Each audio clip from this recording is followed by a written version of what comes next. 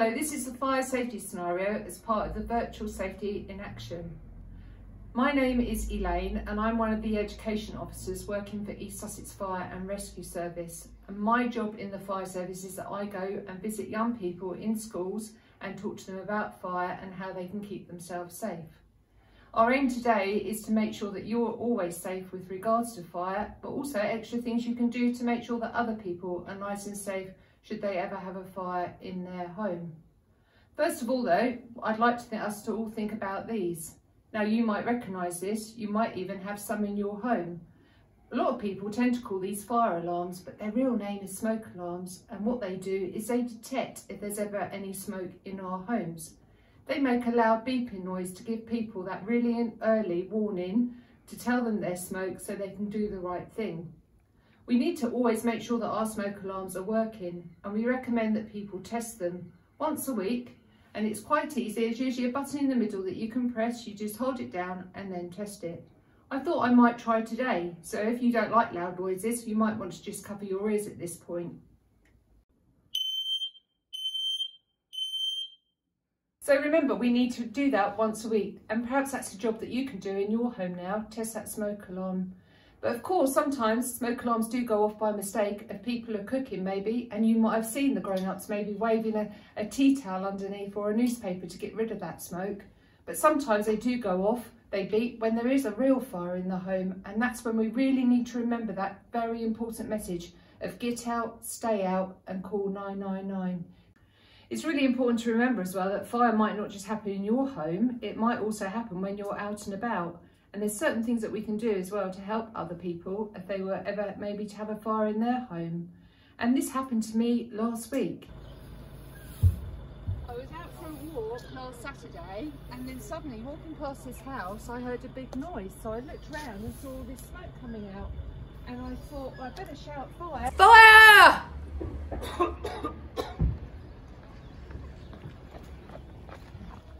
The reason why I shouted fire was to warn the people inside the home that there was smoke coming out of their home. In fact, I couldn't hear a smoke alarm from outside, so I was really worried. But of course, the next thing we had to do was to make that call. And of course, I'm sure some of you might know the number that you need to call. Yes, that's right, it's 999. So let's have a look now at me making that call. Now that you're safely outside your home, I'm going to phone for the fire service. Emergency, which service do you require? Fire. Connecting you. East Sussex Fire and Rescue Service. What is the address of the emergency? It's number 24 High Street. Okay, and what town or village is that It's in? in Eastbourne. And what is the problem there? There's a fire. And where is the fire? In a building? Yes, it is. It's in someone's home. Okay, is there someone still inside that building? I'm not really sure. Just one person's come out. Okay, well, the Fire and Rescue Service are on their way. Okay, thanks. You might have noticed that I knew the address when making that call, but of course if you don't know the address, you might like to look for a road sign, or you might even be able to tell the fire service a landmark, a large building or something they might recognise while driving along in the fire engine to find you.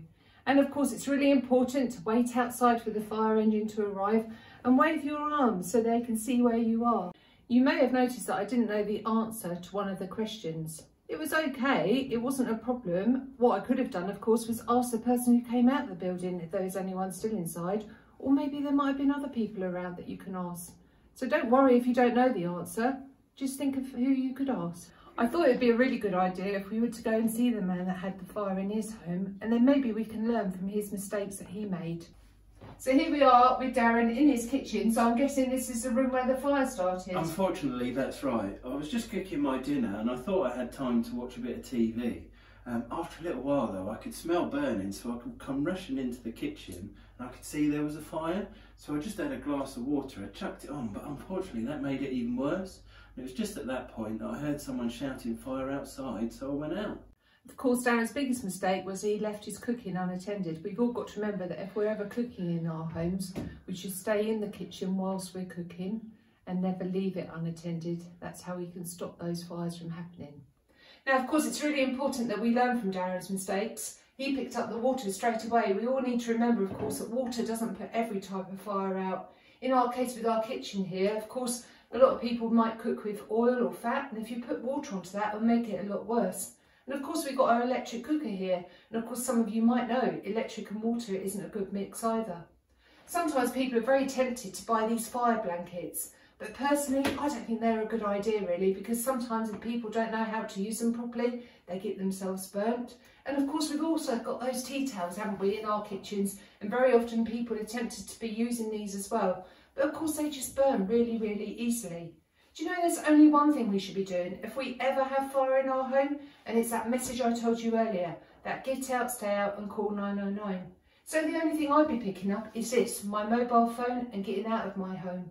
But if I forgot to pick up my mobile phone, I could always go to a neighbour's house, or there might be someone walking outside. They might have a mobile phone that you could call to call the fire service. So just try and remember that message. If you've ever got fire in your home, you just get out, stay out and call 999. So let's remind ourselves of those two key messages that we've learnt today. The first one, of course, is to make sure that we're testing that smoke alarm once a week, and the other important message of get out, stay out and call 999. But the other important thing is that we have all got a fire exit plan for our own home. It is really important that we all know what to do if ever we had a fire in our own home. So perhaps you could sit down with the people you live with and talk about that plan today. If you want to know any more information or would like to do more activities around fire, then please have a look at our website. There's lots of different resources on there where you could learn more. But you know, our other aim was to make sure that you're safe. So I'd like to say thank you very much for watching, and keep yourselves nice and safe. Thank you. Please note that this video was a reconstruction. There was not a real fire. The 999 call was pretend and recorded by the education team at East Sussex Fire and Rescue Service. Please only ever call 999 in a real emergency.